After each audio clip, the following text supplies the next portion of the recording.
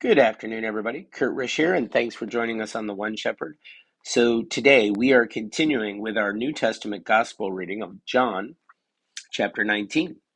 So then Pilate took Jesus and scourged him, and the soldiers twisted a crown of thorns and put it on his head, and they put on him a purple robe. Then they said, "Hail, King of the Jews!" And they struck him with their hands.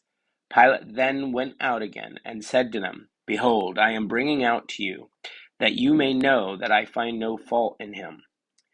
Then Jesus came out wearing the crown of thorns and the purple robe. And Pilate said to them, "Behold the man." Therefore, when the chief priests and officers saw him, they cried out, saying, "Crucify him! Crucify him!" Pilate said to them, "You take him and crucify him, for I find no fault in him." The Jews answered him, "We have a law. According to our law, he ought to die, because he made himself the Son of God." Therefore, when Pilate heard that saying, he was the more afraid, and went again into the praetorium, and said to Jesus, "Where are you from?" But Jesus gave him no answer. Then Pilate said to him, "You are not speaking to me. Do you not know that I have the power to crucify you and the power to release you?" Jesus answered, "You could have no power at all against me unless it had been given you from above. Therefore, the one who delivered me to you has the greater sin." From then on, Pilate sought to release him, but the Jews cried out, saying, "If you let this man go, you are not Caesar's friend. Whoever makes himself a king speaks against Caesar." When Pilate therefore heard the saying, he brought Jesus out and sat down in the judgment seat in a place that is called the Pavement, but in Hebrew, Gabbatha. Now it was the preparation day of the Passover, and about the 6th hour. And he said to the Jews, "Behold your king." But they cried out, "Away with him! Away with him! Crucify him!" Pilate said to them, "Shall I crucify your king?" The priests answered, "We have no king but Caesar." Then he delivered him to them to be crucified. So they took Jesus and led him away. And he, bearing his cross, went out to a place called the Place of the Skull, which is called in Hebrew Golgotha, where they crucified him, and two others with him, one on either side, and Jesus in the center. Now Pilate wrote a title and put it on the cross, and the writing was, "Jesus of Nazareth, the King of the Jews." Then many of the Jews read this title, for the place where Jesus was crucified was near the city, and it was written in Hebrew, Greek, and Latin. Therefore the chief priests of the Jews said to Pilate, "Do not write, 'The King of the Jews.'" But he said, "I am the King of the Jews." Pilate answered, "What I have written, I have written." Then the soldiers, when they had crucified Jesus, took his garments and made four parts, to each soldier a part, and also the tunic. Now the tunic was without seam, woven from the top in one piece.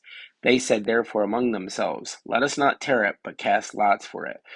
Whose shall it be?" That the scripture might be fulfilled, which says, "They divided my garments among them, and for my clothes they cast lots." And guys, if we look here, we can see that this is scripture from, it looks like Psalm 22:18.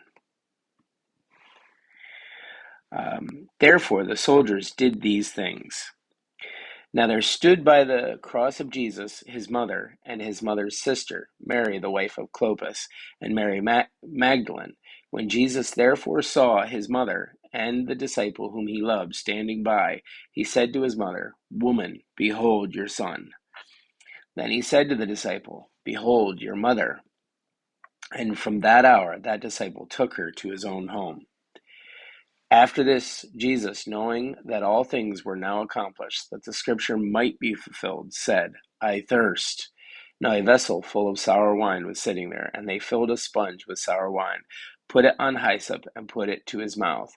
So when Jesus had received the sour wine, he said, "It is finished." And bowing his head, he gave up his spirit.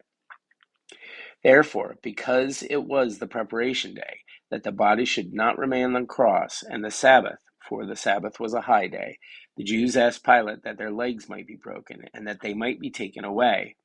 Then the soldiers came and broke the legs of the first and of the other who was crucified with him. But when they came to Jesus and saw that he was already dead, they did not break his legs.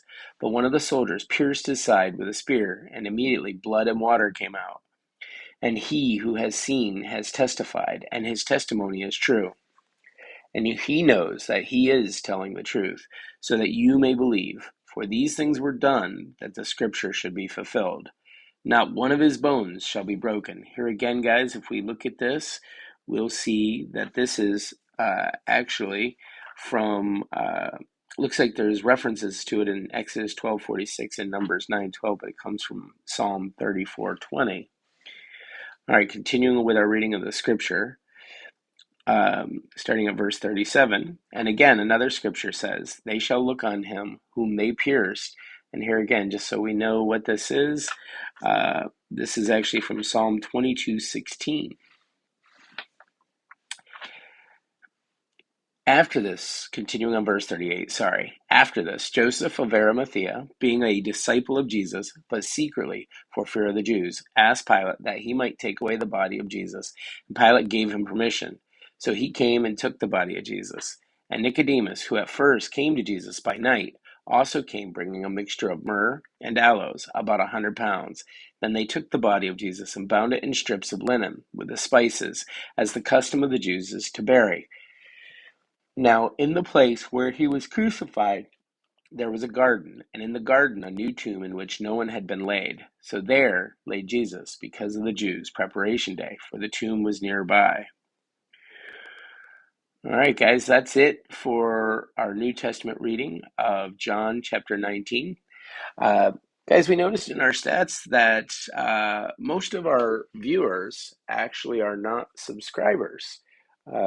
So if you're watching this right now, please take a moment to subscribe. Also, if you have any comments or questions, put them down below. That actually encourages YouTube to share out our scripture reading even more.